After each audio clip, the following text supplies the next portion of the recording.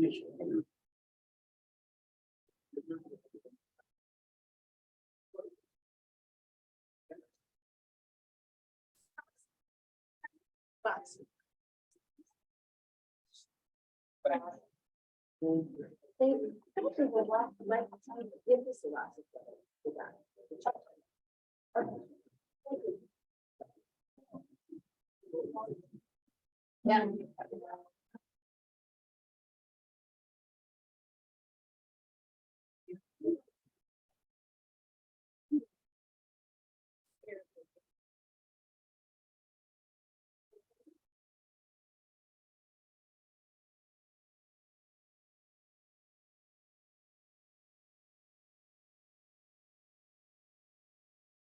Right.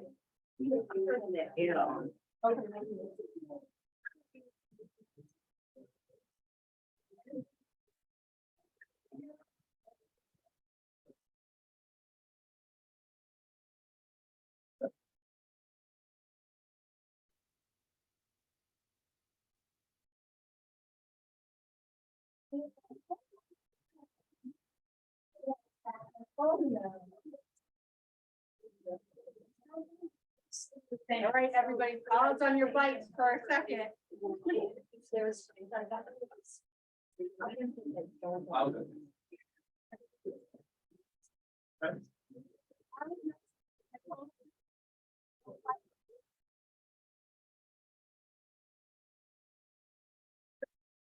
And I got a couple more here. Yep. Am I? No one's in the front. Am I kidding? Where's our Tristan? We need Tristan usually sits right up there. Right, that's the spot. And you know, it'll mess us up if that spot is filled, you won't know where to go. Okay? So he's engaged to right.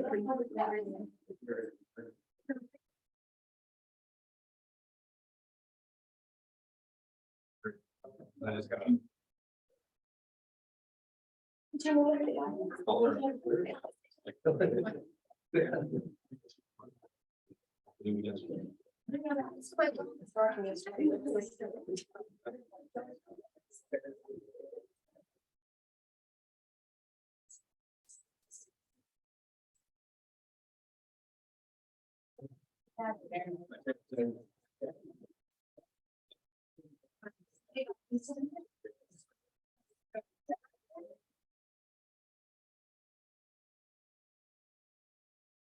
You know, I'm gonna need that clock again. No, I'm gonna need it. That, hi, I see a few familiar faces, some that I haven't seen in a while. Miss Rose. Yeah. Everybody say hello to Miss Rose. Hey, Rose. It's nice to see you. Corey, it's nice to see you guys. Tell me something.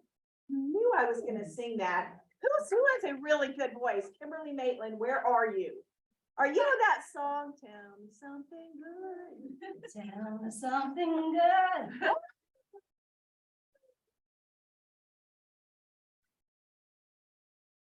Tell me something good that has happened in your life over whether in business or at home. How many of you have kiddos at home right now from school?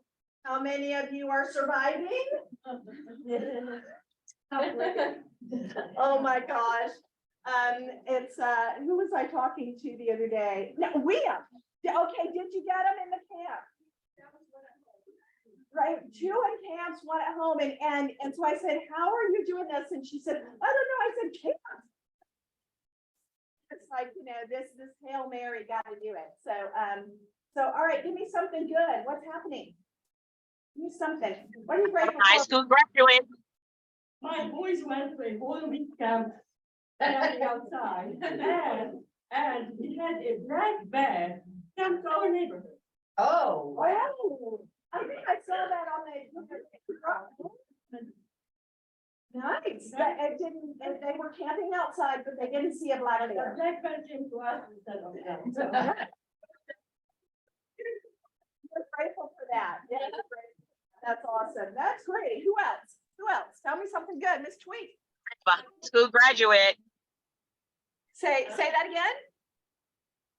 I have a high school graduate. She's on her way to North Greenville University in the fall to play lacrosse. Woo! Well done. Well done. That's awesome. Congratulations. Thank what got? you. I just want to welcome my friend Nate to our office. So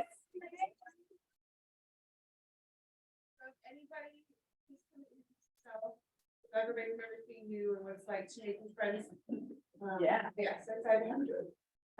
Nate is, I got a chance to meet him the other day. You guys, you want to get to know this guy. He is, he's just gonna get at it. He's just gonna get at it. And I love that. So, ready? All right. So when somebody says you're grateful for something, if it's somebody, you're grateful for somebody else in the room, you both get kisses. All right, one for you, my warm up with Twee right here. Ready? Ooh, okay. All right, here we go. Pressure's on. Ready? All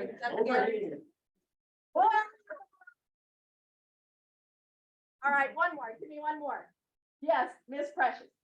I'm grateful for the 20% of the WhatsApp group. Because they just, you put something there and boom, boom, boom, boom, boom. Several Isn't it great? smart opinions. Yes, yeah. We never want to be the smartest person in the room, right? Ready? Yeah. Okay, here we go. So I'm excited, you guys. Thank you for being here. Where's my clicker? My clicker. Okay. All right, let's jump right in. I'm gonna go fast. You guys like to go fast? Yeah. You ready to get out of here? You just got here. All right, meeting's over. Let's go. No kidding. All right, ready? So the lunch was pretty good. Yes? Yeah. I love the fruit, and the sandwiches, love it.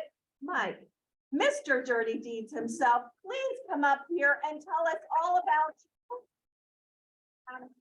This guy has been our lifesaver For a while now. a long time. So, so thank you so much. Thank you, and I think that- What you got for us? And All right, thank just- you for lunch. Thank you. You're welcome. Yeah. I'm the guy you want to call when you're ready to get the house put on the market. Now, junk out, outside, inside, we do it all.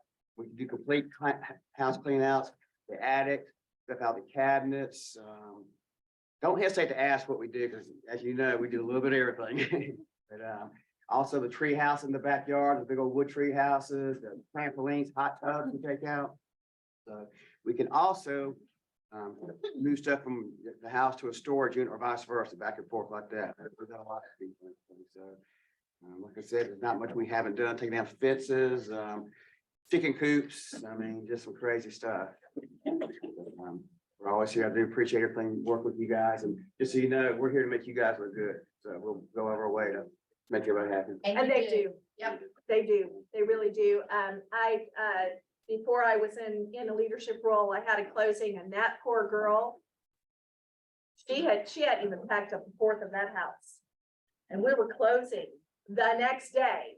So guess who I called?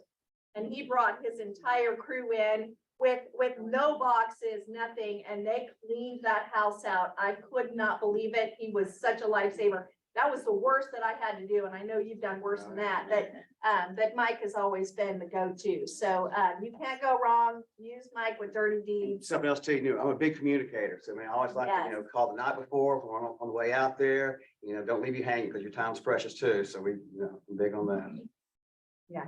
Awesome. Everybody give Mike some love.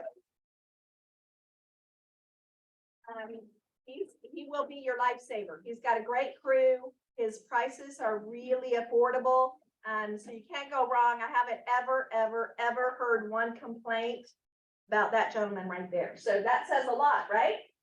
Okay, Alliance Partners, Kathy, where's your pink suit? Come up here. I'm loving this pink suit. And look, guys.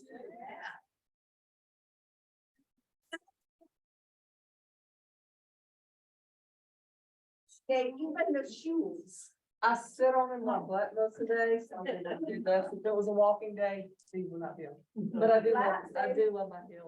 I'm in my flat, so tell us what you got here. Go from heels to tennis shoes and flip flops really quick. The shelter 6, you'll be able to read it. And basically, it is just up and down on what these rates we're gonna do right now. We're probably sitting today, if someone locked in and they said, I really don't want to pay a lot of points, they're probably gonna be at like 6 and 7/8.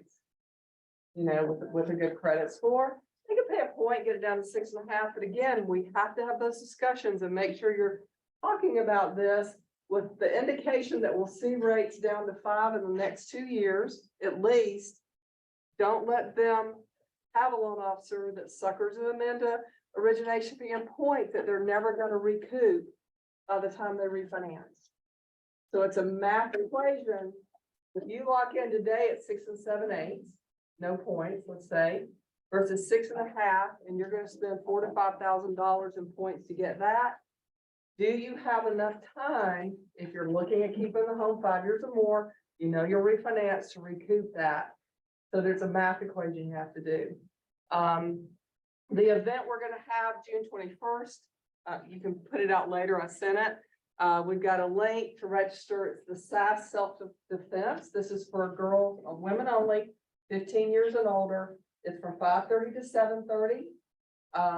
We can fill up the room. There's no limit. You're gonna have to dress casual because you're physically gonna learn self-defense. Bring your teenage daughters. Yeah, this is gonna be very detailed around rape and other subjects that we don't want less than 15, but they are gonna hear about it. It is gonna be a discussion on, you know, what they need to think about and how things happen, how to get people off of them, how to defend.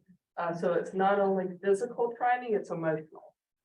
So yeah, it's gonna be a good one. So that link's gonna go out because we do need to register to be ready. There's usually a $30 fee for each person. I've covered that. I did a base price that will keep this unlimited. So let's give it a week of all of you and whoever you're bringing personally with family. Let's see what we get. And then if we don't fill the room up, because again, we're having to do tables, we're all gonna be, you know, standing, you know, during this process, maybe we could do it out to your clients. Because honestly, you know, we're gonna have it, she's gonna be here, she's a certified trainer, a friend of mine, that's gonna do it, it's gonna be exciting. You know, it's gonna give someone a chance to survive, when attacked as a female. Dream Start, the FHA program. I've got to do training again. There's so many layers on this program. It is a true 100% program. It's FHA backed. It's a combined loan to value of 105. That's why we can do it that way. We can actually build in everything, I believe. And again, it's so many layers. I've got to be retrained. It's a first and a second. It's not a forgivable second. So when they ever sell the house, they will have to pay it off. It's not going to be a low interest rate.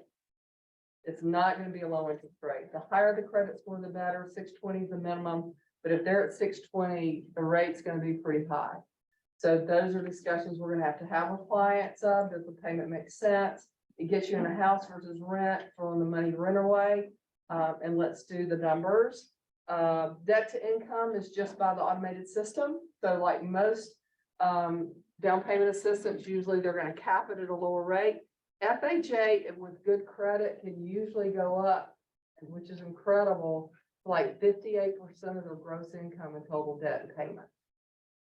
So yeah, 58%. The automated system I've seen allow with good credit on FHA up to 58% of their total monthly debt, new house payment, everything, 58% of their gross, not net, gross.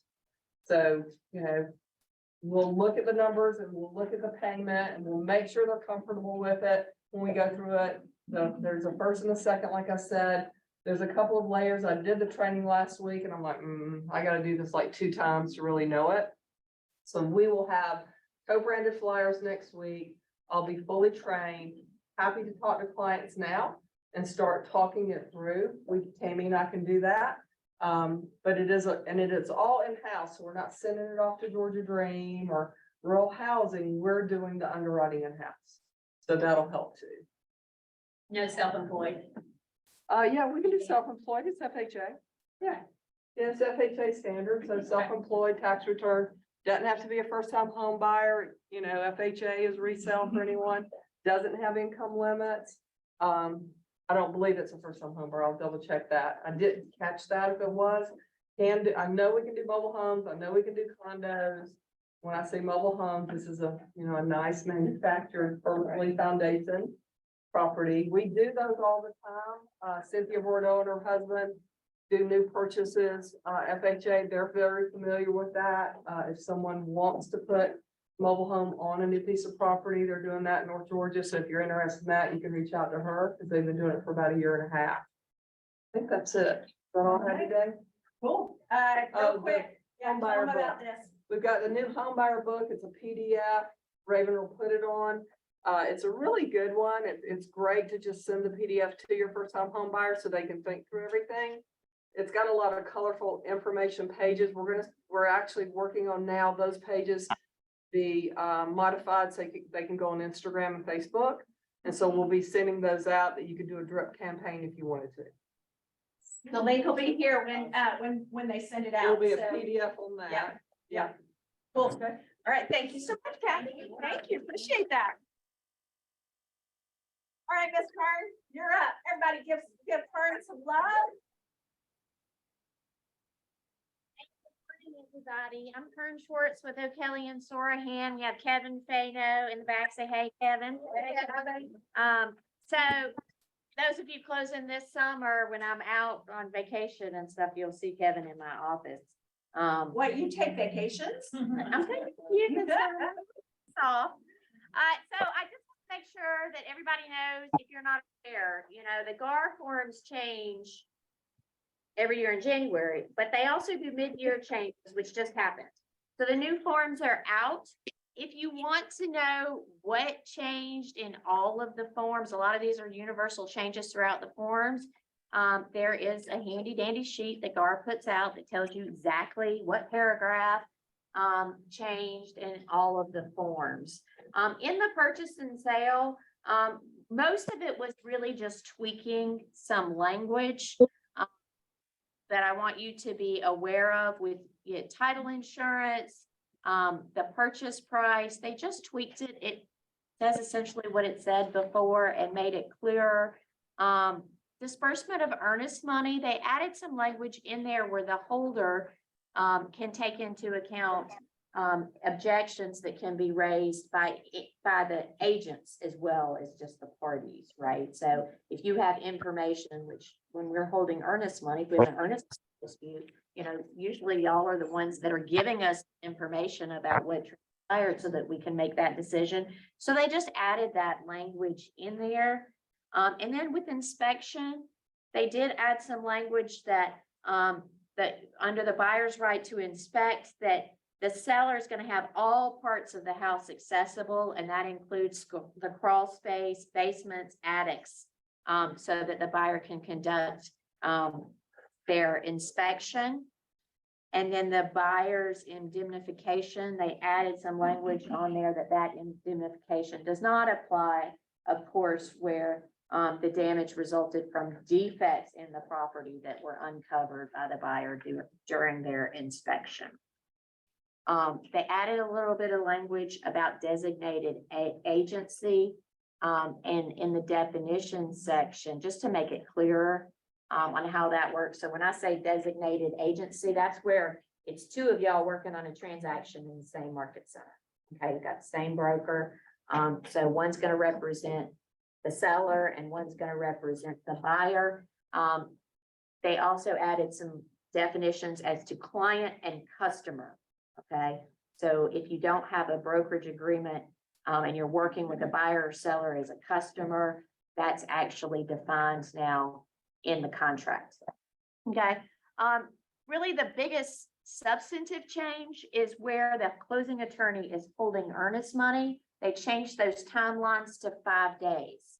So if we have a contract where we're holding earnest money, we have 5 days to sign that F11 and agree to be the holder. And that just gives additional time for us to do all that paperwork. Still 2 days to send the completed contract to us, but we have to agree to be holder within 5 days. Y'all won't run into that as much, where mostly it's, Keller Williams holding the earnest money. But if you do have a situation where we're holding it, you need to make sure that you're reading those, the 510 and 511 forms really closely.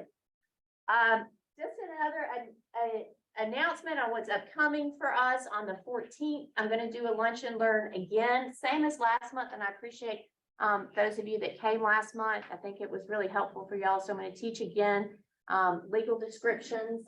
And I'm gonna talk about not only finding those online, but looking at them, saying, is it a townhome, is it a condo? And that includes sort of a good review of what's available on the tax records and how to find those. So I'm not talking about your realist report, I'm talking about the actual tax records, and it's kind of hands-on. We walk through and do that. So on the 14th from 1 to 2:30, it's gonna be a little bit later, but it is gonna be a lunch and learn. So I will be sending out a QR code for y'all to RSVP for that. So I make sure I have enough lunch for everybody.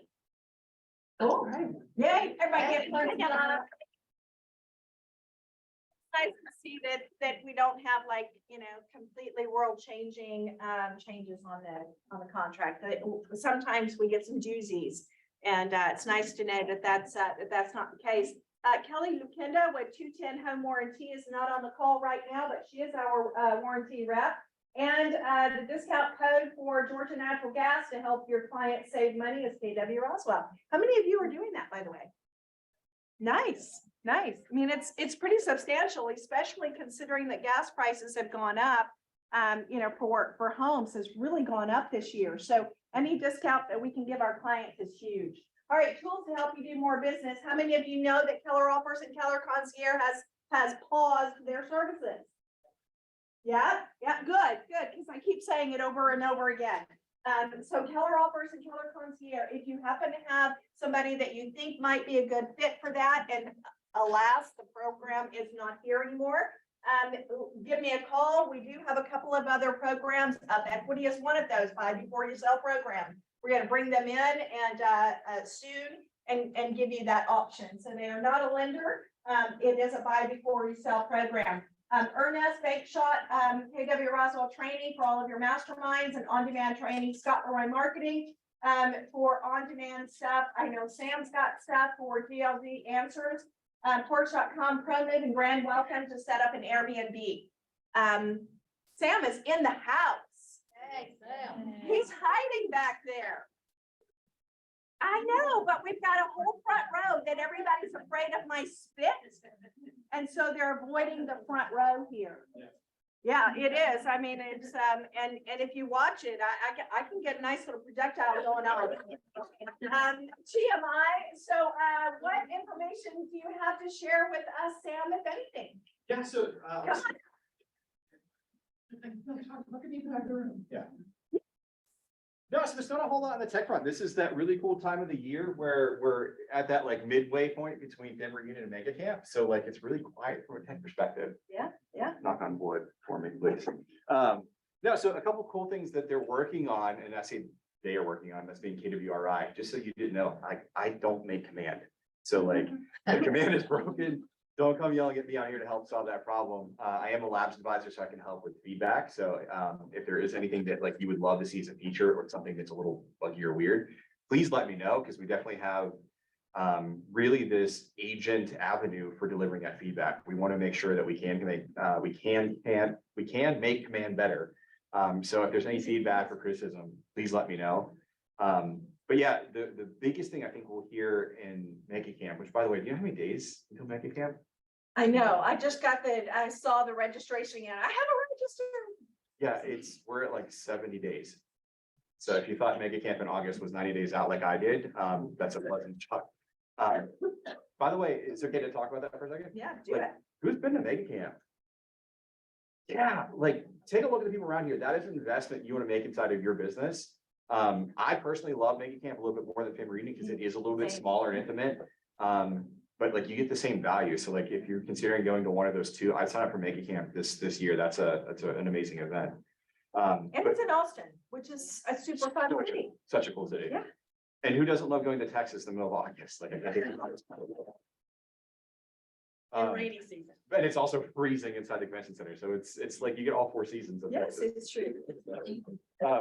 But there, we'll see. I think the biggest announcement is they're really working on revamping the KW agent websites, which I love as they are today, because I think that they're a Zillow killer or a really good Zillow competitor. But what we're working on is rebranding them to where like you can do a lot more customization. So like that's a place where you can really showcase and use more of like a brochureware, if you will, of like your services, blogs and other content that you want to create. You can really show off yourself. So I'm excited for those. So yeah, sign up for Mega Camp. We're gonna have that announcement done. Good, Cool. good, cool. Thank you. Everybody give Sam some love. All right, Monday, Wednesday, Friday Market Mastermind from 8:30 to 9. Your ALC and I jump on that, give you some inspiration. Monday, Wednesday, Friday, we've got lead generation going on Wednesday and Thursday, 9 a.m. to 11 a.m. with our wonderful PC coach, Ann Scoggins. We'll take a little bit of an adjustment this week to be 11 to 1. We're trying out that time, which is one of the top times for calling, right? So it's 9, I believe it's 7 to 9:30, 11 to 1, and then 4 to 7. So anybody can join us, guys. You don't have to be in our group, just join us. That's perfect. That does make sense. Catch people at lunch. A lunch, Yeah. yeah, so we have more opportunities to do, so we're trying that out, and if that's the case, we'll just kind of move it to that, but anyway, so. Love it, love it, love it, love it, love it. We've got Ignite coming on. If you missed the first session of Ignite and you are new and you have not done your post-license course, please sign up. It is not too late. You are allowed to miss 2 sessions. And you do have to pass the test at the end. So if you have not signed up, please sign up. And we have 4 teachers. We have Ann Scoggins, we have our wonderful Leah Long, we have Fiona Jane, and we have Scott Lemon. So whatever you guys, you get a good mix. Delayed, babe. That was just a little. Distracted, but I heard my name. So please sign up, you guys. There will be a contract class in the middle of that. And of course, we've got the good, the bad, the ugly from Champion Inspections. They're doing a CE class June 7th, which is tomorrow. And then we've got GAR contracts trivia. That's going to be a lot of fun, where McMichael and Gray is doing a contract trivia. If you think you know your contracts, come to contracts trivia. I'm excited about that one. That sounds like a blast. And new agent boot camp, time blocking for real with Chris Manlisick and Leah Long this Friday. And of course, we've got Ignite going on again. All right, who wants to win something? Gonna like a little more than most. So, all right, somebody that has not won before. I'm hoping this isn't somebody that has won before. However, in the market, how are we doing in the market? Do we feel hopeful or do we feel depressed? Oh. I love that, because I have some good news for you today. All right, so here is your question. The first person that can tell me, it's a 2-part question, so you have to know both questions, both answers. Who can tell me what the US wants the inflation to be? What is the ideal inflation rate in our country? And the follow-up question is, what happens when it isn't? What does the government do? Raise your hand if you know the answer. 1, 2, 3. I don't know, I'm gonna guess 2% and then they change the rate. You're not allowed to say it. He's the coach. All right. She got the first part of the question right. You didn't hear the second part. Scott? Well, I was The gonna rate, say- interest rate. To say, that there are actually 2 numbers out there. You'll hear from 2 different sources. Some are 2% year-over-year.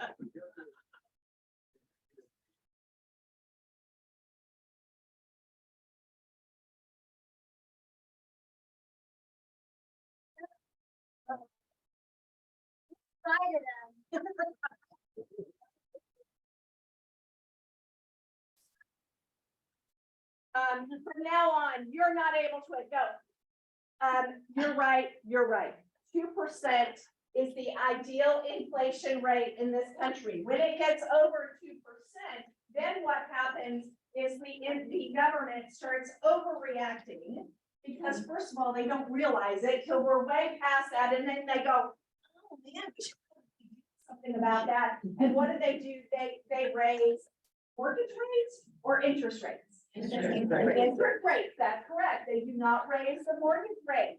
It's the interest rate, the prime rate. So, Scott, did you get anything? Precious? Yeah. How's the market? The market, you guys, this is excellent. I'm so glad. 1,208. I mean, I'm so excited. I'm like, so, you can tell I'm excited. And I only had 1.5 cups of coffee. This is not bad. How about this? What was it last week?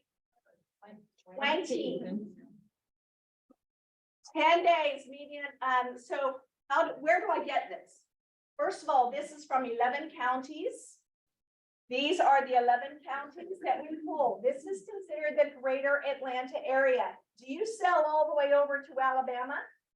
Most likely not. Do you sell all the way over to Savannah? Most likely not. So where do you mostly close in these 11 counties? So these are within the last, those 11 counties. Last month in April, it was 20 days on the market median. For May, we dropped down to 10. Sure, are we seeing some seasonality here, Yes. Kelsey? We're seeing some seasonality here. So, we were averaging in the 7,000s last month. We've been averaging in the 8,000s this month. So love that.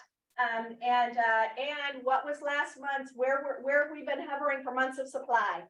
1.6, 1.7, or 1.9, right? So, how is the market? The market is fascinating. Median days on the market is 10 days, decrease of 9 days in May. There are currently 1.9 months. It was an increase of 0.3 in May. Guys, our average price jumped way up. Way up. Our average price point in the greater Atlanta area right now is 526. We're still only 0.5% on distressed sales. Interest rates hanging around 6.9. Now that they've made a decision on the debt ceiling, we'll see what's going to happen in the June, when they all meet in June. We'll see. We'll see. It's a good market. Let me tell you some good news. Sales of new single family houses in the US unexpectedly jumped 4.1%. Look here, in April, sales increased 17.8% in the South.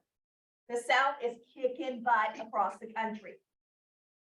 And that's you guys. Homeownership in the United States increased to 66% in the first quarter, from 65.9. We jumped 0.10%. It's cool, 0.10. So now we're at 6.9. Hey, that's cool. We'll take everything we can get, right? All right, we got two more interesting. Annual inflation rate. Last July, it was what? Almost up to 9%. We're at 4.9% in 2023. And food prices grew at a slower rate, although it's still more expensive this year than last year. Energy costs fell a little bit further, including gasoline and fuel. So far, and all of these come from either the census or the Bureau of Labor Statistics. So what I did is I went back into, on those daily stats that you get, I put them on a Google sheet and I just keep track of them. So I looked at what had happened the first 5 days of May versus the first 5 days of June. We are up 37% in listings taken. You guys are doing great. We are up by 37%. Just keep it up. Will we end up that way? I don't know, but let's go for it, right? How does that make you feel? Pretty good, yeah? Are you guys seeing that? You're seeing that? Your sellers are getting off the fence, Carrie? Good. I'm seeing that too. So, and what is the US ideal inflation rate, everybody? 2%. Yes, 2%, not 2.42%. And what happens when it gets above that? Yeah, they're gonna try to figure it out, right? And will they take it a little too long? Probably. That's what they do, right? Because they're reactionary, so that data doesn't come out soon enough for them to be able to respond quickly. So, all right, How many of you were here when Dr. Bob was here before? I was. Yes. Yes. So, his bio up there, all that's great. Dude is smart, doctor of psychology, but you know what? It's just like you as agents. People don't need to know when people are looking to see if they should work with you, where do they go? Online. And what do they read? Some Google reviews, right? So I'd like to read with you, I'm gonna read 2 reviews that I snagged from your website. Are they the good ones? You know, we'll see, we'll see. All right, I was at my wit's end when my son and I first came to you 6 weeks ago, Dr. Jones. My relationship with my son had deteriorated and nothing that I was doing was working. Since our visits with you, my son is so much calmer and reasonable. I really and truly think your work with both him and me has helped all of that tremendously. Honestly, I think you have helped me to see that it was my reactions and my behavior to what he was doing that has really changed. I cannot thank you enough. Thank you for helping me put my family back in balance. I'm gonna read one more. Everything about my son's appointments with Dr. Jones has always been first rate. My son has a rather significant case of ADHD. And Dr. Jones has a subtle yet pervasive way of getting in my son's head and rummaging around to help my son see things in sometimes new and different way. It is a great thing to see my son maturing into a pretty great young man, despite all of the pitfalls that accompanies his ADHD. Dr. Jones is helping my son to realize that his ADHD is not insurmountable. It can be managed with simple techniques that my son and I are both learning with the help and guidance of Dr. Jones. We know he is great and thought the rest of the world should too. Oh, and many whoops can be said for his beloved by my son and I, therapy dogs, MJ and Bailey. They are the best. With this much respect and admiration, thank you for all you do to help my son and I traverse this thing called ADHD. It's not just about us. We have challenges with our kids. We have challenges with ourselves. And I was raised by a generation that said, no, you don't go get help. Sit down, get up, right? That was my parents, not the way we raised our kids. And so I think you're gonna love hearing from Dr. Bob today. And so let's give him some love, Dr. Bob.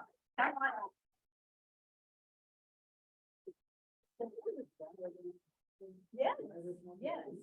My audio visual. Oh, I love that. I love that. We will get that, Great. needs to dry erase. Let me tie my shoe, or we'll have Dr. Bob meets the orthopedic surgeon.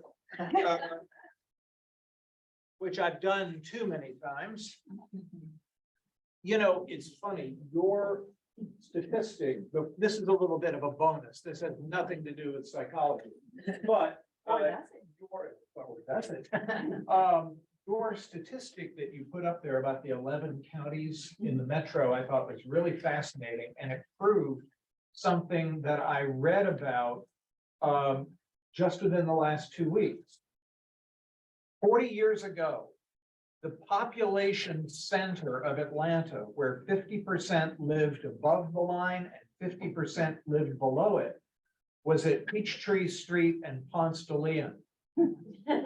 Wow. 20 years ago, the population center was roughly at Perimeter Mall. Now, the population center of Atlanta is north of North Point Mall, which probably explains why Forsyth County is getting ready to develop the Gathering, which will be, although it's a bit of a weird cultish kind of name, which may also be able to snag a National Hockey League team to go in their 175,000 square foot arena, because it recognizes how the city has shifted. The thing that pointed that out to me is, with the exception of Fulton, which dips down Way down, so yeah. far south, Swings. the most southern county that you listed was Rockdale. Yeah. And I just a little tidbit and a little trivia for you. And it's so random, Rockdale, when you actually look at how many sales that we as an office did in Rockdale, you might have 2 or 3, right? It over an entire year. So it's interesting that it's kind of pulled into that metro area, but in all Rockdale County, who knew? That's exactly right. Yeah. Exactly right. Well- Did we find the markers? Well, I Okay. mean, I can always just, Look, I got a whole can of them, so you get I'll started. just get started anyway. Well, first of all, it's great to see you all. How many of you all have been here when I've spoken? Oh, good, quite a few. Very good. Well, then you can go to sleep because it's pretty well done. It's something a little bit different today. You know, the last few times I've been here, I've talked about things that were a little more clinical. And by the way, you know, Robin was talking about, you know, not having anyone in the spin zone, and somebody, of course, sits down in the spin zone. But I've got a way we can resolve that problem. That is, I'll just come up and just stop right here, and then I can get like a 3-row press. So, other things you can do. You know, much of the time, psychologists, especially clinical psychologists, which is what I am, we tend to think in terms of people coming to us with problems and how to ameliorate or how to help them resolve those problems. Thank you so much. Wow, Choose, you get to choose. wow, this is really cool. You know, like when I came here once before, I talked a lot about nutrition and how that can be used to help resolve some depression and anxiety. I've talked about resolving a number of particular challenges that people can sometimes face, especially in service industries. But I wanted to shift that up a little bit because there's a lot of research in psychology that I think is very helpful from a different perspective. And that is, to put it succinctly, how do you achieve excellence in what it is that you do? And as you see, that's sort of a different kind of thing. So for example, let's assume that this is kind of like a normal position, right? This is a position of not optimal, but just basic average kind of function. All right. What normally I would be thinking about as a clinical psychologist is people will come to me when they're functioning somewhere down there, and my job is to kind of help them get to. You know, yeah, this one's Bad choice. I Made a did, bad I choice. made a bad choice. All right, let's see how this one does. Oh, there we go. Yes. Basically, we're talking about how do you get someone from here up to here? But the focus I would like to have on today is how do you take somebody that's actually here, where they're actually doing reasonably well, and how do you push them beyond that to basically almost an unlimited top? Now, I know you may say that sounds like a bit of hyperbole, and possibly it is, but I really genuinely do believe that human beings are limited only by the extent of their own imaginations. So as we're starting to look at then, how do we go from here to here or to there, as the case may be? I'd like to start out by talking about something that was written about by a psychologist from California named Carol Dweck, D-W-E-C-K. She wrote actually a really fine book and actually readable. You know, very often psychologists, when we write, we don't necessarily write in sentences that either anybody wants to read or B, anybody can read. For example, like in psychology, anytime you see a psychology text or article, it will always be something like this. Multivariate studies of such and such, an analysis of data, or something, and then an analysis of whatever, which just goes to show you, we psychologists, we really love our colons. So, but Carol Dweck wrote a fantastic book that I would recommend to anybody called Mindset. But I'm going to actually save you the trouble of reading it. I'm going to basically tell you what the main conclusion of that is. Dweck in working a lot with children, particularly, although she's later extended this research out to many others, discovered that there are basically two kinds of mindsets that people approach problem solving with. The first is what would be called a fixed mindset. This is by far and away the most common mindset that's out there. Give you an example of a fixed mindset. A young person comes in to see a psychologist, and wow, that was great. That was back when I actually had a little hair. Little hair. Child comes in to see a psychologist. Psychologist does an IQ test. The IQ test comes back and shows that the young person in question has a full scale IQ of 68. Basically what that means is that places them in a category of intellectually challenged, mildly intellectually challenged. All right. Here's an example of a fixed mindset. Fixed mindset says, see that 68 IQ? That is the best that this child can hope to achieve. Right?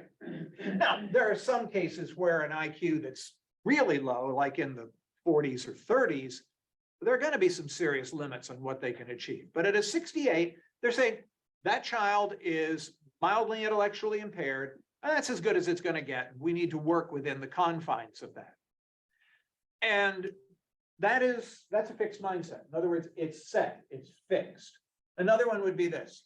Let's say you decide you want to set a performance goal of yourself for your business. I don't know if you would track it by number of houses sold, or if you would track it by a certain dollar amount, or both.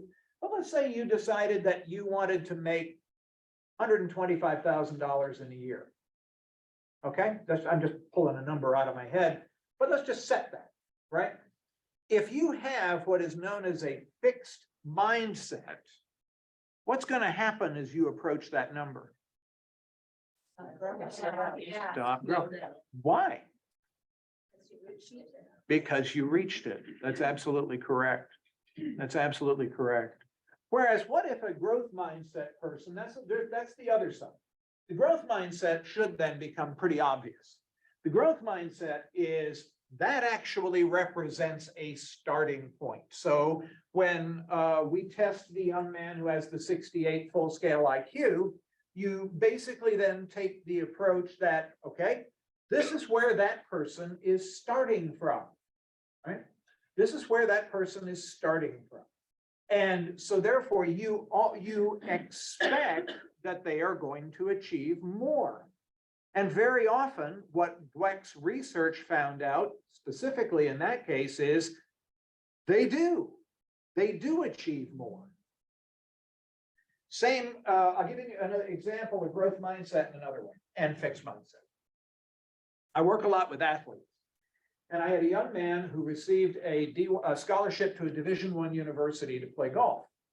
And he called me up and he said, I'm really having a problem. I said, what do you mean? He said, well, I said, I went out and played in my first tournament and I shot 71. Par was 72 and I shot 71. And then I shot like 84 the next day. And I haven't been under 80 in like 6 rounds ever since. I said, all right. I said, tell me, what was your goal at the beginning of the year? He said, well, my goal at the beginning of the year was I wanted to break par once in a collegiate tournament.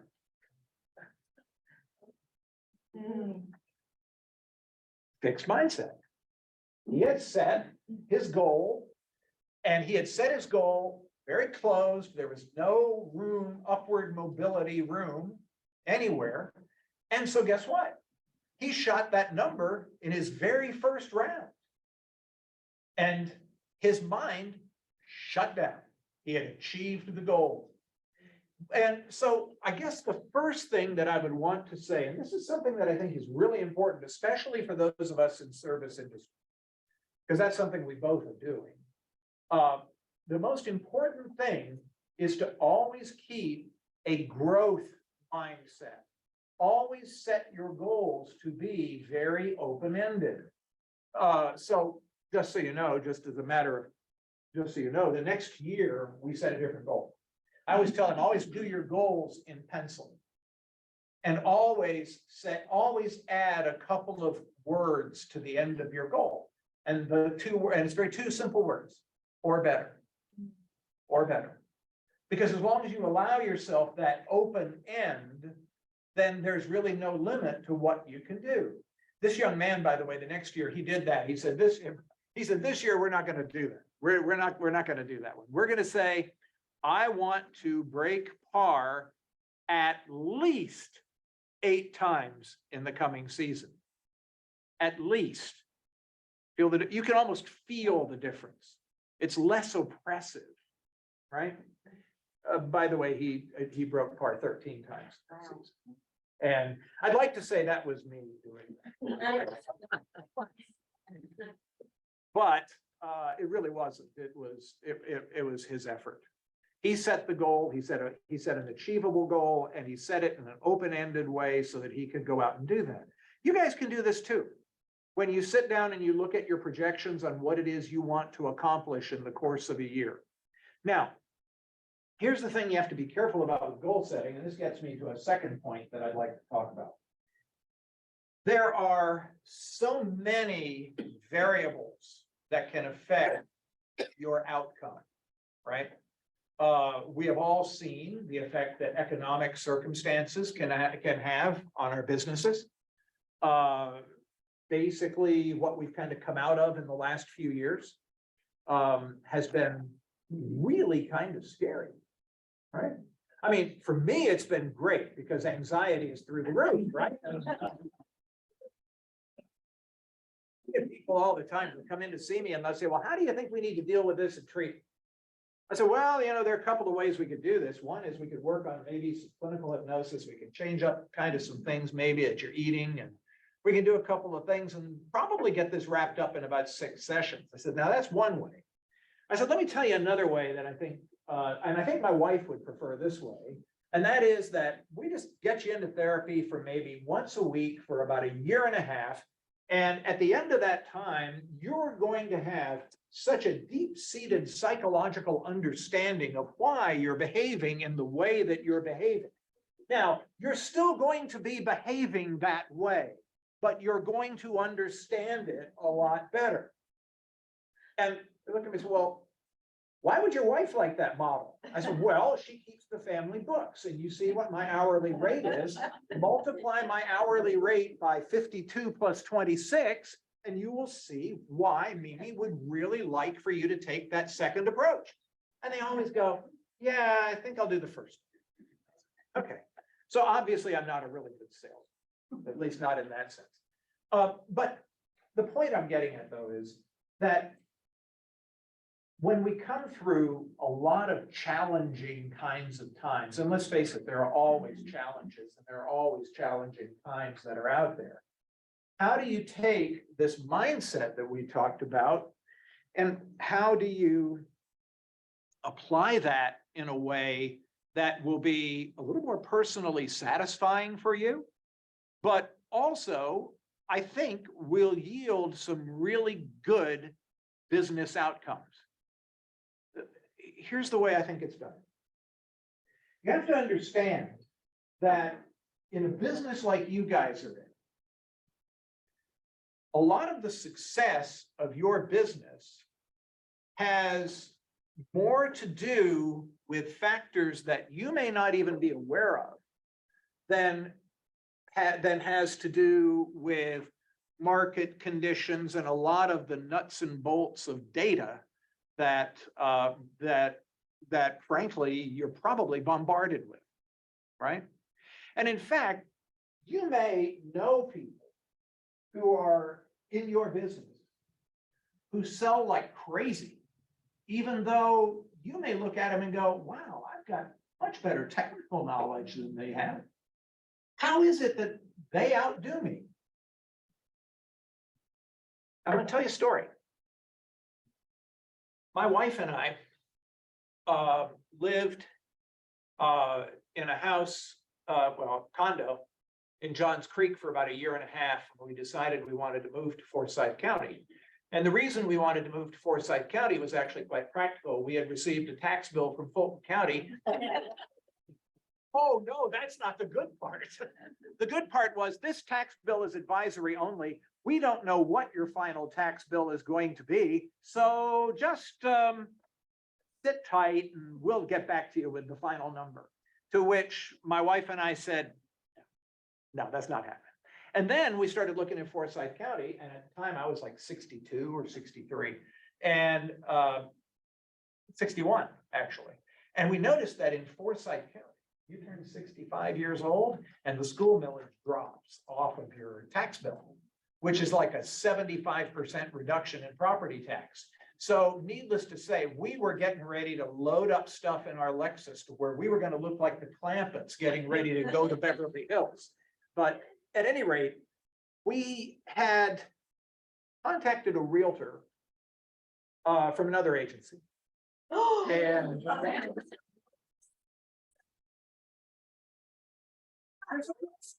the story has a nice ending.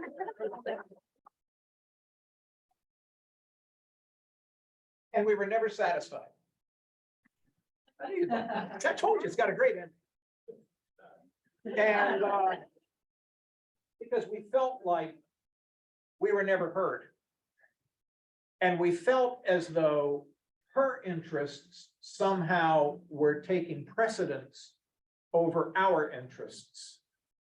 And it left us with a very, very bad taste in our mouth. And finally, actually, we withdrew from the contract. We just said, we're not doing business with you anymore. And we sat out for a little while. And we ended up talking to Roxy, actually. Roxy came over to our place and sat with us for about an hour, a little more, actually. And during the whole time, she talked about business, but what she really did was she listened. She asked us questions. She did it very nicely and very conversationally. And had I not done what I did for a living, I probably wouldn't have picked up that she was collecting an extraordinary amount of data on us. Which, by the way, that's a compliment. Because I mean, you were doing that very effortlessly. But here is where here's the final point that I want to get to on this particular area. We knew, of course, that Roxy was there because she wanted to help us sell a house and she wanted to help us buy another one. And so, I mean, we're not totally altruistic here, but what she did that was really, really remarkable, and that I would recommend to anybody in a service industry, is she worked really, really hard at developing a relationship, at making a personal connection. And ultimately, personal connections will transcend a lot of technical expertise, although she has that too. Now, I'm saying this because I think it's really that important. As I said, we're both in service industry. Let me tell you what I do. Like, I appreciated those testimonials that you read. Of course, they were off my website. I did not solicit them. I don't solicit testimonials, but if someone sends one in, I'll ask you if I can have their permission to post it. The funniest one was that first person, and they were talking about how well I worked with their son. Yeah. I really didn't work with their son. I worked with the parent. They just didn't know I was working with them. But yeah, so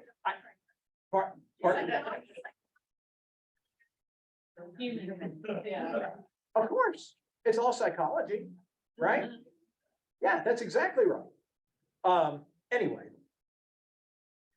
here's the thing. Relationship comes first. And here's what I want to also point out. One of the things that this is just a technical thing that actually has to do with relationship. First of all, I really care about the people that come to see me. I really do. I love the people that I work with. Even though sometimes, like anything else, and I'm sure that's true in this business, it can be very, very exasperating at times. People, when they come to see me, are always coming to see me when they're under stress. People that come to see you are always coming to see you when they're under stress. Moving is one of the most stressful things that people can go through. Nobody ever wakes up in the morning and says, you know what, my life's going great. I'm gonna call that psychologist and dig crap up. They're coming to see me.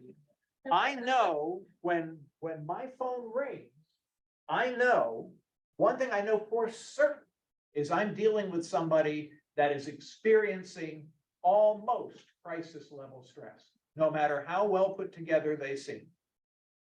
So I have actually worked really, really hard to develop something. It's a skill set that has been really helpful.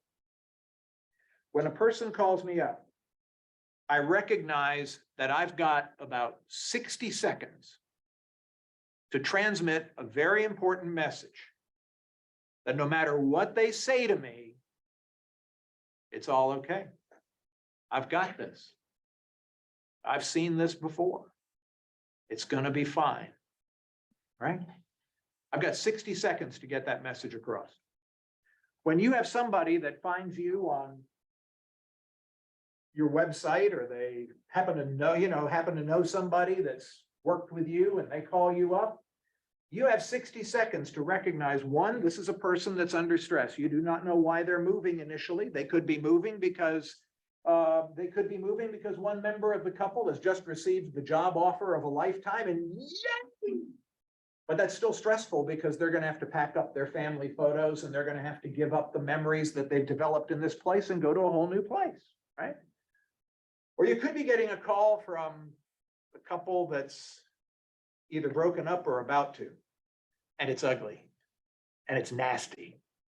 And in either case, and all points in between, you have to be able to transmit the message, done this before, gonna be okay, I really care, right? That's a very, very important thing. And it's an important part of the growth mindset. I know it doesn't immediately seem like it would be, but it is. And I'll tell you what is one of the best ways, just purely practical. Oh, good, that's the time right there, right? Yes. Good. Because I remember you said 12:15, so.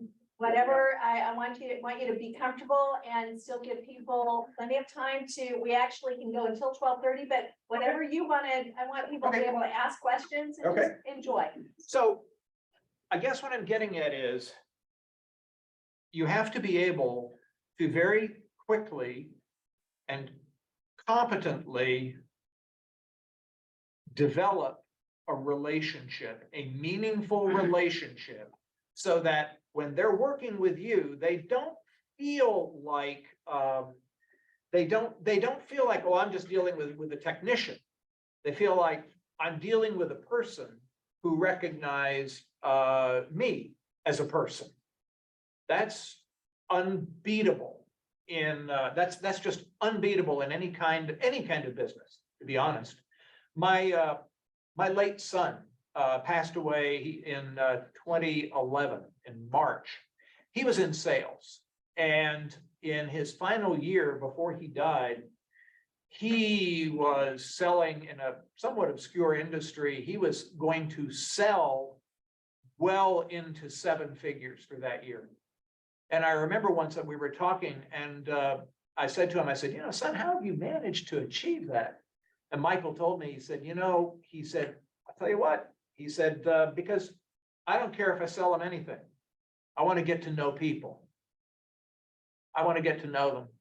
And as long as I get to know them, they know why I'm there. And they'll probably buy something. If nothing else, they'll just buy something because I'm a nice guy. And I was like, don't kid yourself. Actually, he really was. But I point that out, and I point that out because of our experience with Roxy, because that tells you the difference. That tells you the difference of those two kind of approaches. One, which is very sterile and cold and businesslike, and the other equally businesslike, but much more human, much more connected. By the way, what do you think the odds are that my wife and I would ever, if we're not moving, Roxy? we're not moving, but if we were, who do you think we're gonna call? Pretty much, pretty much. Yep, that's exactly right. Now, there's another point to this, though, that I want to get to you as well. So we got mindset, we've got the importance of relationship, and we've got the importance of being really connected. But there's another side to this as well that I'd like to point out. This is, you have to know how to be able to turn on the ability to have a connected relationship. But because you're dealing with people who are living in stressful situations and coming to you in stressful situations, you also have to develop the ability to know how to turn it off. Otherwise, what can happen is the emotional baggage of dealing with this stuff constantly all day is going to absolutely grind you down to powder. And so this does get in then to the area of self-care, because this is really important. Self-care just basically means this: knowing how to take care of yourself so that you do not get overwhelmed. And everybody's got some different techniques on how to deal with that. One person's technique might be to go home every night when they're done with work and pound down about 8 glasses of wine. That is not a healthy example of self-care. In fact, that is the kind of example of self-care that might get you in my office for other reasons, if you're not in your doctor's office because of some health issues. So that's one thing. So what are some examples of some healthy self-care? One of them is real simple. Please make sure you're getting out at least for a walk for at least 30 minutes a day. That is probably one of the best things you can do for self-care. Exercise. Really healthy, especially at this time of year. Sun's out, you get a lot of D3, life is good, you feel much better. But during the day, there are other things that can be really helpful in the same regard. I see people on the hour, pretty much every hour, all day long, from most days from 9 until 6. Today, it's going to be from 4 until 8. And here's one of the things I've discovered that's really helpful. A lot of my colleagues don't do this, and I think it's a mistake. They will finish up with a client at 4:45, 3:45 or 3:50, and they got another one coming at 4. And so they will sit in their office and do other things for that 10-minute interval. In between every client that I have, I get out of the office. I walk out, even if it's just walking out in the hallway and standing out in the hallway and doing a stretch. I do that, just something to hit kind of the reset button and put a pause on, okay, this event is now over. This hasn't started yet. I'm going to put this little pause right in here to shut that down. You might have the same opportunity if you're going from place to place to place. As you're in your car, maybe you can find like a music station, or at the end of a day, or at some points during your day, just maybe some sort of an uplifting audiobook or podcast that actually makes you kind of feel better about things. I mean, I wouldn't necessarily put on most podcasts from any side of the political spectrum where you'd be tempted to drive your car off the road. But you got to find some way, you've got to find some way to separate this event from that event. That's a very practical way, however you decide to do that, that you can hit the reset button on yourself. Here's another thing that I think is really helpful. Most nights, when I come home at the end of the day, I am generally coming home after seeing 4 or 5, or on most days, 8 or 9 people who are having differing degrees of distress, right? So here's something I do. Very first thing I do when I come in the house, well, first thing I do is I kiss my wife, I play with the dog for about 2 minutes, and then I go into the bedroom, I get in the shower, I take a shower, and I hang up my clothes, and I put on a totally different set of clothes. Sounds simple, but I'm really wanting to communicate to myself that this is over. This has begun, and just in case any kind of stress, any kind of difficulty, any kind of problem that I may have taken with me from the office into the car, up 400, off at exit 13, into the house, and that problem may still be with me, it's going down the drain with the shower water. And I actually consciously think of it that way. I've done that for years. It's. Isn't it? Isn't it? And by the way, I want to just tell you how much I admire your hairstyle. I've noticed, have you noticed, by the way, that all the guys that are here, we're all kind of like shiny? That's really great. That just makes me, all the guys that have been, it's just great. I just like that. Yes. What do you mean label it? Well, like you talked about, it's almost like washing yourself off after work and washing away your problems. Not problems, that wasn't the right word, but. No, but the stuff that I've but accumulated. everything that you've absorbed, let's say, but in between clients, that time that you stretch, or, you know, is there a word, or, because like we've got exercise, you know. Reset. Reset. That's a reset. Yeah. That's all I'm doing. I'm hitting the reset button. I also do little things like, I've got this button that literally a button about like that sits on my desk. And sometimes if it's really frustrating, it's Jerry Stiller. If you remember the actor Jerry Stiller, right? You push that button and it goes, serenity now. It just feels. Sometimes if it's been like a really tough session after I'm sure that they've left the suite and can't hear it, I just hit. Or if it's like staff meeting. Or if it's staff meeting, like if I'm meeting with my colleagues, sometimes I actually would just push that in the middle of the meeting. I don't care if they hear it. So, but yeah, it's a reset. It's like an interrupter. That's exactly right. And sometimes too, I actually like visualization. I think visualization is one of the most underused talents that we can develop. And if I've had a really stressful day,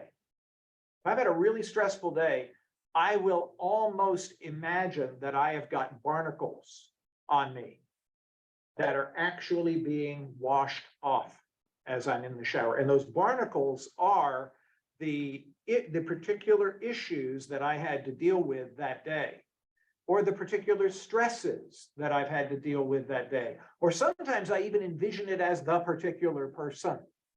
Like, have you had the experience where you're working with people and all of a sudden you come away from dealing with a particular person and you are just like that and you really don't have any idea why? Well, there's a technical name for that. It's called projective identification. And what that is that a person will take, it's not like projection where you are projecting your perception onto another.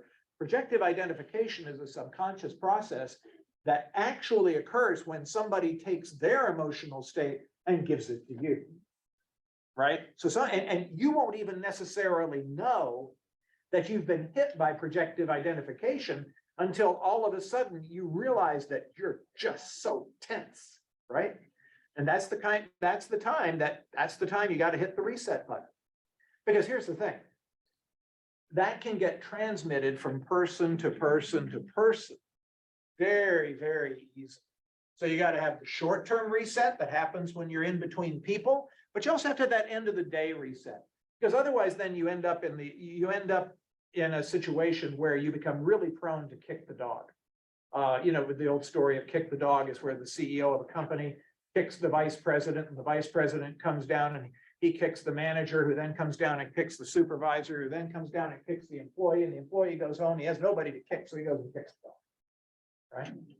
Projective identification, projective identification, projective identification. If that same employee had said, wow, I don't know what got under his skin today, but you know what? I'm going to wash that off. The dog might be feeling a lot better. Right? That's a good question, by the way. Any other quick questions? So we basically got mindset. We've got the importance of developing a relationship, but then also the importance of shutting it off. Those are basically my 3 points. for the day. I like to keep it at 3s. By the way, do you know why people tend to keep things at 3s?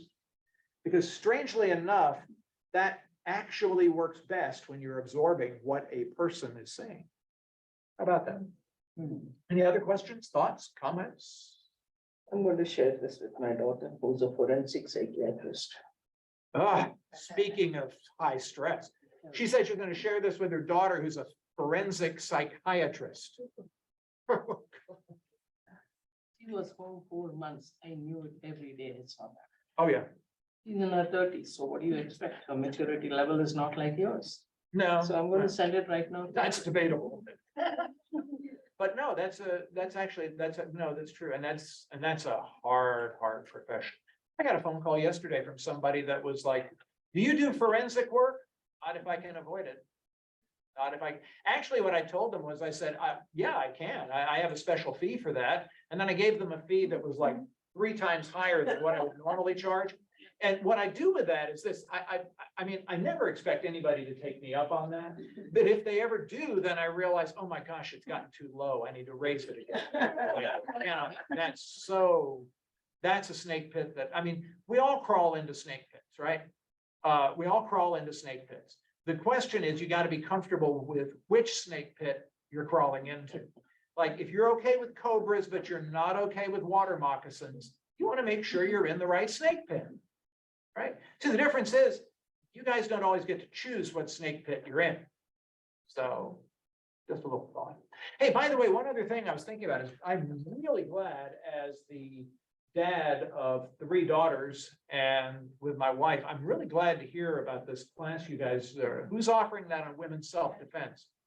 That is a really, really great thing. Guys, pardon?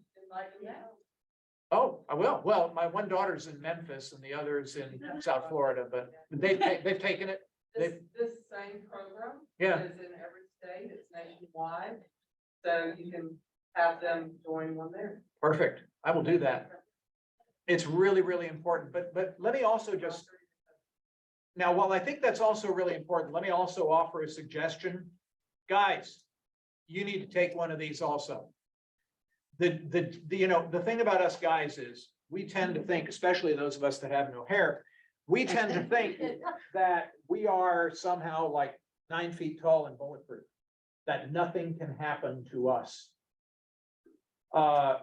You really want to get a sobering statistic. Take a look at what has happened in felonious assaults on men in the United States over the last 3 years. It's really, it's a very sobering statistic. And, you know, when you stop and you realize that most of these things happen within, I believe most of these happen either related to the individual home or to the office or to the car. Like, many incidents happen when you are leaving your office and walking to your car, particularly if you ever have a habit of leaving your office late. One of the things that's really critical is situational awareness. And strangely enough, women are getting, guys, this is just for you guys. Women are actually getting a lot smarter about that sort of thing. We're not. And we really need to be, because the statistics are really getting to be quite alarming in that regard. And also, we need to be more situationally aware, because, guys, our families depend on us. Right? So, guys, don't think, oh, it's good they're doing that for the women. We don't have to pay any attention to that. Yes, we do. I think that would be a great idea. I think the statistic is that we're 3 times more likely to be victims of violent crime. Yeah, and you know what it's funny, and that's a guess, because the problem is, most men who are victims of a crime will not report it because they're scared to do so or ashamed to do so. It's kind of like men that are victims of domestic abuse. If we didn't die, like. Yeah, well, hey, we're okay. Yeah, walk it off. Walk it off. That's generally the rule of thumb. When in doubt, walk it off. So, All right, there's my editorial comment at the end, but seriously, any questions, observations, thoughts?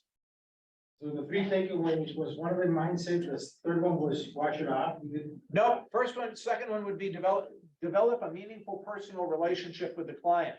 But the third thing is be aware that clients come with their own emotional baggage, as do we, and also learn how to shut it off when you're getting ready to move on to the next thing. Do you have any recommendations for how to shut it off? Any tactics or methods? Well, I gave you a couple of them that worked for me. Yeah, But like when you're in interaction with them. yeah, you know. That's a hard question to answer because It's like yeah, what might work for me might not work for you. What I would just say is be creative about it. Really just be aware that just being aware that those kind of dynamics can happen can have you a little bit more alert for them. But just try stuff. See what works. See what's meaningful and helpful. Yes. I guess I always look at and think of the side of the street. Right, they're on their side of the street. Yeah. And I'm on my side of the street. So even though they're with me and we're together, I'm okay, because I'm over here in my lane and they're in their lane, and that's how you don't do this and get yourself caught up in their frenzy or feel that you're failing because they think you're failing, you know, you just stay where you are. I'm putting this down here so that I remember, right? Out of the street. Out of the street. A lot of them, just trying to find out where that person, why they're coming from that situation, like what's really going on. I mean, I had a client last month and was yelling, screaming at me every time I talked to them. And I go, okay, are you yelling at that? Are you yelling at the situation? Can you calm your voice down and tell me what's really going on? And I did that for 30 days with her. We finally got to the point, I said, okay, we're gonna be safe. When you get on the phone and start yelling again, I'm gonna say, stop. If you don't stop, I'm just gonna hang up. So you can come back and not yell. And we finally got through it. Closed. He's coming up. Yes. I think in our industry, I know for myself, we're fixers. I'm a fixer by nature before I ever got into it. So part of our value add is we fix problems and we help people navigate this problem. And I think this is a little bit what you were talking about. Sometimes it's hard to set the boundary of this isn't my problem to fix. Absolutely. And that has been a real struggle for me, and I know that has drained me emotionally to the point of breaking, when I was like, no, you've got to regroup. And as you said, stay in your lane, let them stay in your lane. You can be empathetic, sympathetic, you can listen, you can help navigate them, but you cannot necessarily solve their issue. You know, it's funny you mentioned that. I remember about 5 years ago, I had this parent that had brought their son to see me because the young man was having lunch. And I worked with the young man for like 8 weeks. We were slowly making headway. The parent called me up and they were furious with me. Well, why are you furious with me? Well, you know, they're screaming. They were like, I brought my child to you and he's not making any progress at all. You know, he was doing this, this, and this, and now he's only doing this and this. That's kind of progress. Well, yeah, but I brought you, you're supposed to fix my child. And I looked at him, I said, well, I didn't break him. And I didn't plan on saying that. But, you know, there were two things about that. And this, I forgot the lady with the pink suit. Well, from what she said, like, when people are really angry, if I'm physically present with them, first of all, like, when I'm working with clients, I tend to sit a little bit below their eye level, because I know that from the hip joint to the top of my head, even though I'm 5'11", from the hip joint to the top of the head, I'm about 6'2". So I realize that I can be a little bit overpowering in that sense. Also, I'm coming from a position of authority because I got a big thing on the wall that says state of Georgia license, right? So one of the things that I'll do is I'll try to stay slightly below eye level. And if somebody's getting really hot with me, I will very subtly and slowly get to where I'm sitting up to even with their eye level. If that doesn't do the trick, then I'll sit up a little bit more to where I'm slightly above their eye level. But I will always use a tone of voice and talking with them about this. That's what I always did with her, I'm like, when you calm down and when you talk later. Yeah, I wouldn't even ask them, I will just, I don't let anyone yell at me for any reason. I will, I will because they're paying. Kind of like when they're yelling, they say yelling, I'm kind of like, hey, I'm on the clock here, so, you know. Just racing hourly rate. Yeah, so that's forensically. But no, I mean, but seriously, I mean, you have to realize what you're saying is absolutely correct. You have to be in calm control of the situation. Yes. Because they are in fear. Absolutely, they are. They need to have, not hurt them, need to come in and give them a complete understanding of the problem, give them answers, and give them a sense of calm. Yes, it's the I got this. But you're right. Most people, when they get into that level of discontrol, it's because there's an incredible level of fear. I have a very dear friend of my family, who was my grandfather's law partner, passed away a number of years ago. He used to have the most interesting thing. He said, you can always tell with a lawyer. He said, if the facts are on their side, then a lawyer will pound on the facts. And if the law is on their side, a lawyer will pound on the law. And if neither if neither are on their side, they will pound on the table, right? And what that basically means is the more your anxiety level goes up, the more likely you are to lose a basic sense of control. Think of it this way. One of the things that I always try to get measured real quick when I'm working with somebody is what is their capacity and tolerance for stress, right? Some people don't have a very high tolerance for stress. Maybe their tolerance for stress, if you were to say from here is 0 and up to there, right, in the ceiling, and that's the, some people's tolerance for stress is maybe about here. Some people's tolerance for stress is here. Now, and some people might have a tolerance for stress up there. It's as different, it's as unique as a fingerprint. But here's how you can tell when a person's tolerance for stress has been reached. You can deal with a person who is normally quite composed and put them under stress, and you will start seeing like a little fraying around the edges kind of thing. But when their tolerance for stress has maxed and they go above that, behavior starts deteriorating very, very rapidly. And that's where you get into the situation where somebody might be screaming at you because their capacity for stress has been totally exceeded. I mean, if you really push it far enough, a person can get under so much stress that if you really push it far enough, you can actually witness the onset of a psychosis. But that's where you're talking about like concentration camp level stuff. But that's definitely done. Yeah. There's like 4 things that I kind of keep in the back seat of when I'm having a confrontation, like where someone is calling me, who's had it happen, you see their name come up and it's like, oh my God. Yeah, oh my God. Okay, well, maybe you shouldn't take the phone call at that point and kind of give yourself a breather. But I say this a lot to people when they're upset. How can I help you? With a downswing and then just let them talk. Or I could say this one, can I make a recommendation? No, we've heard it before, but it works good with people. Can I make a recommendation? I can tell you're upset. Why don't we talk again in the morning? Or do you have the confidence in my ability to help you? That's a real good one to lead into because I've never had anyone go, well, no, not really. But do you have the confidence in my ability to help you? And then what is the other one? Oh, help me understand. Because what we're perceiving is maybe different than why they're acting. They're not mad because the sales price isn't as high. They just found out they're being transferred. She used that first one on Mimi and me. That Which one? the one about, can I help you? Oh, okay. Yeah. Oh. Anybody else? Okay, those are my 3 points. Yeah. So there we go.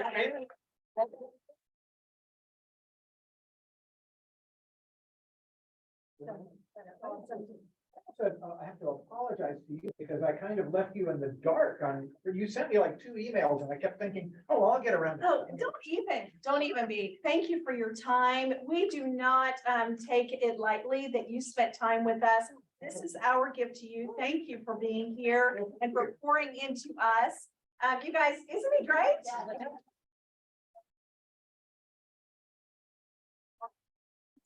No worries. All right, guys. We're Good gonna to see give you all. one last bit. I've got a couple of awards that I need to give out. So, May 2023 Top 20, Tom and Joanne, John Serrano, Jamie Simpson, Tina McCurdy, Chad Brown, Alan Wyatt, Twee. Peggy